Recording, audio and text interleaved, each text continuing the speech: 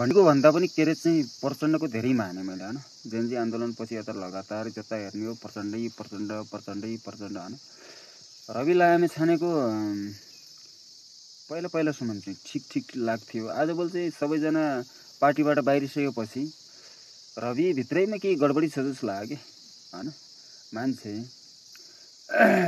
संसद भएको मान्छेहरु पनि बाहिरी, जस्तै सुमन श्रेष्ठ जानुभयो, केही न केही कारण जानुभयो होला नि उहाँ हैन।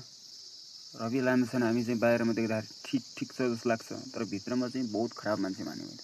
किनकि बाहिर चिल्लो भित्र खस्रो हैन। कुनै न कुनै गल्ती नगरेर त्यतिकै मान्छे किन छोड्छ होला, केही न केही गल्ती गरेर छोड्छ होला हैन।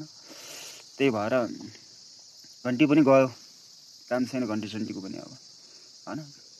अहिले लगभग प्रचण्ड नै क्रेजमा छन् जस्तो लाग्छ। किनकि अहिले अब अध्यक्षबाट पनि राजीनामा भइसक्यो होला, अध्यक्ष हटिसक्नु भयो। अब युवालाई दिने भन्ने सोच्दै हुनुहुन्छ। अलि स्पेस दिनु है, अलि स्पेस दिनु न मलाई